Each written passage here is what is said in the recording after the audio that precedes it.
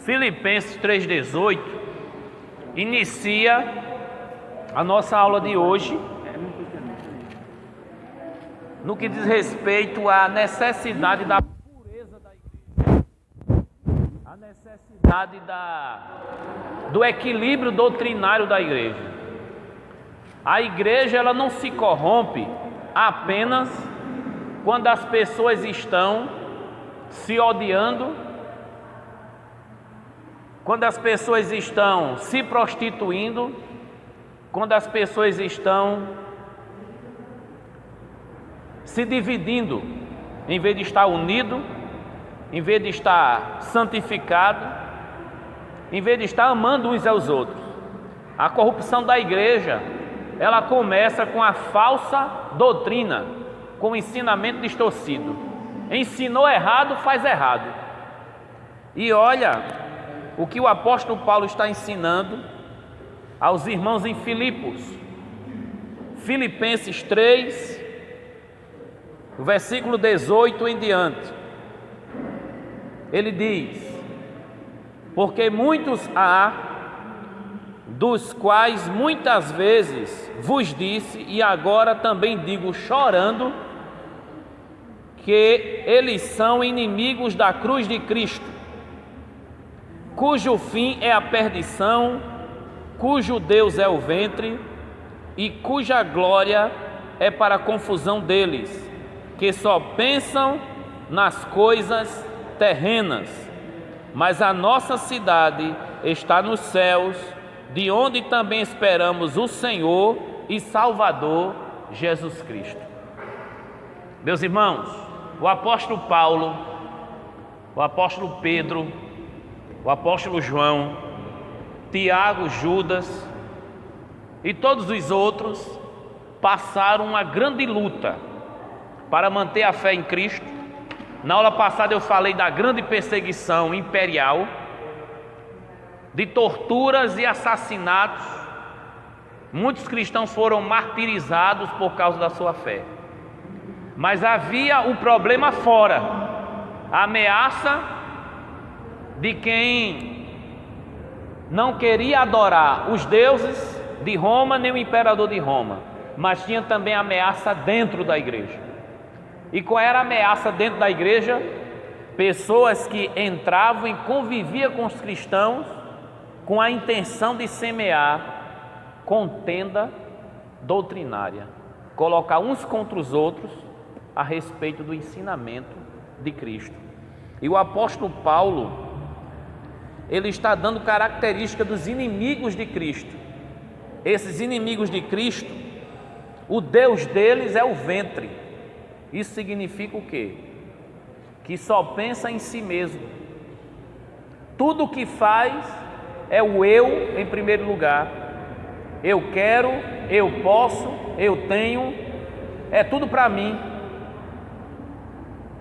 Quando vai dividir as coisas, divide assim: uma para tu, duas para mim, duas para tu, quatro para mim. Pessoas egoístas, egocêntricas, chegam na igreja, mas o coração endurecido pela incredulidade e pelo egoísmo. Mas o apóstolo Paulo diz que o fim deles vai ser a perdição, ou seja, a condenação.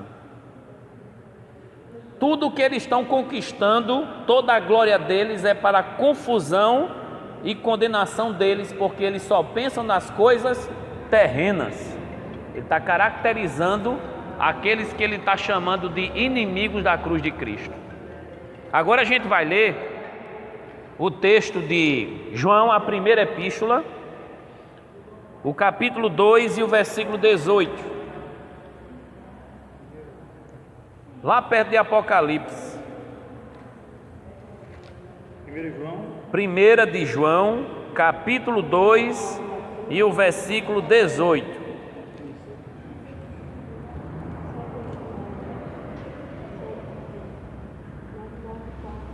João, a primeira epístola, né? 1 de João 2, 18 e 19.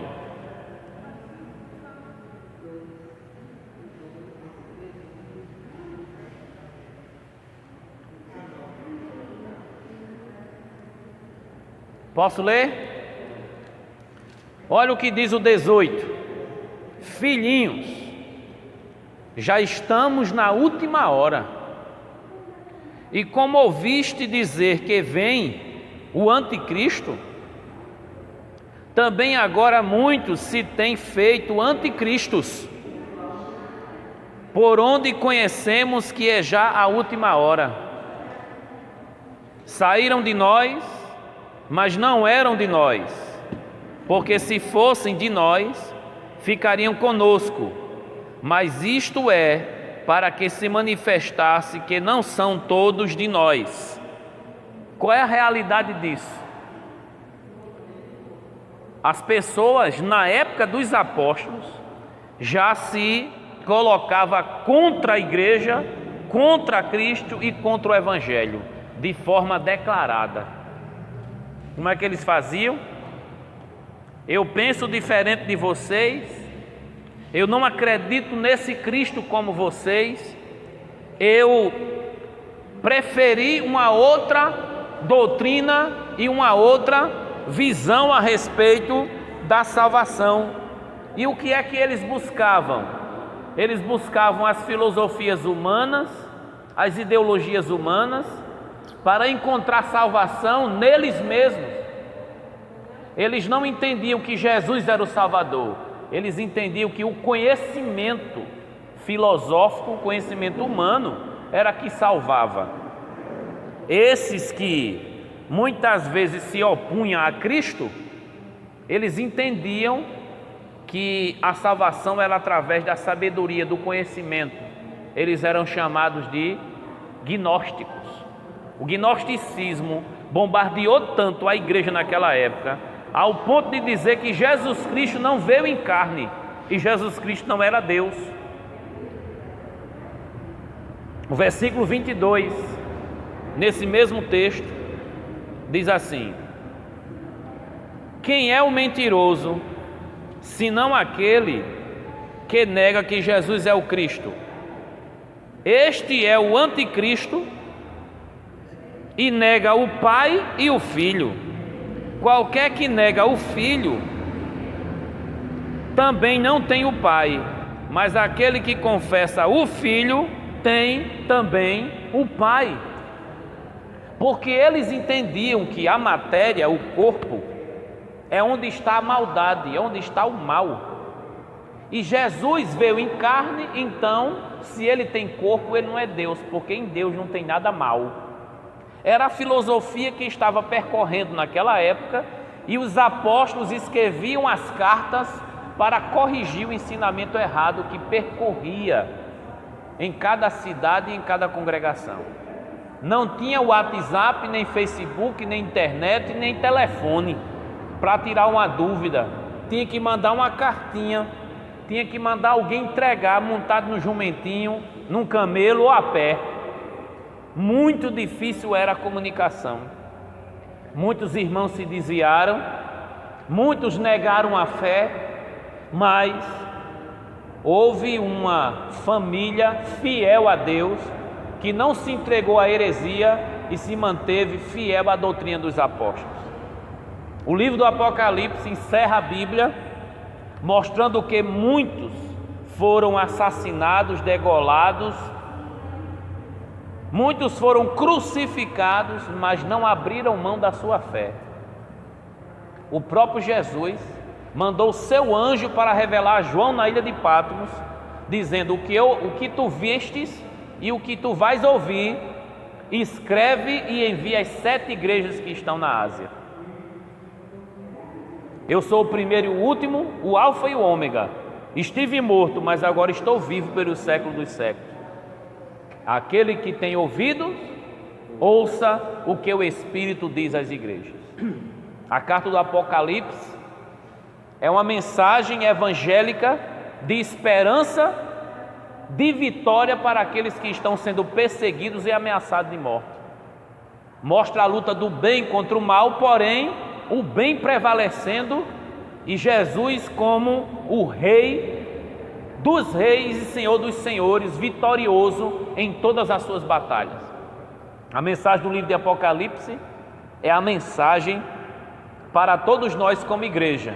Você está passando por aflição, por tribulação, mas aquele que prometeu a vitória, ele é fiel para cumprir. E acredite, ele dizia: aquele que for fiel até o fim, esse receberá a coroa da vida. E o que é ser fiel até o fim, em uma época em que sempre há uma proposta de negar Jesus, sempre há uma ameaça para quem está em Cristo. Alguns morriam, mas não negavam a fé. Ser fiel até o fim significava, mesmo que você morra, mas morra fiel. E a maioria morria fiel. Houve um discípulo de João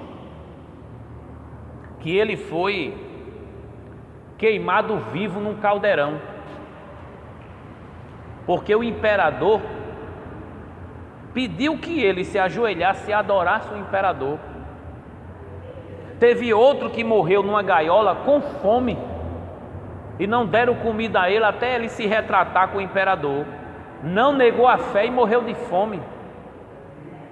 Muitos foram entregues a arenas para os leões comerem, outros foram colocados em fogueiras, outros em caldeirão quente, e outros arrancaram a cabeça, outros foram para a cruz igual a Jesus, crucificado, para não negar sua fé em Jesus. Jesus eu não nego. Muitos viram sua família assassinada, seus irmãos, seu próprio pastor, mas não negaram a fé. Por quê? Porque receberam a sã doutrina, porque a verdade estava no coração deles, porque Jesus tinha entrado de verdade no coração deles. E quando Jesus entra de verdade e o Evangelho entra de verdade, ninguém pode tirar mais essa verdade da sua alma. Esse é o nosso desafio na nossa geração: ensinar a verdade para aqueles que nos ouvem, porque aconteça o que acontecer daqui para frente no Brasil, perseguição ou não, ameaça ou não, ninguém vai tirar o nosso mestre de dentro de nós. Tem aí filmes, reportagens, tem aí até caminhadas e procissões contra Cristo, zombando de Cristo, colocando Jesus gay, zombando da fé cristã, da fé evangélica, insultando e blasfemando. Mas acredite, isso não mexe com a estrutura da fé daqueles que conhecem o Evangelho de verdade.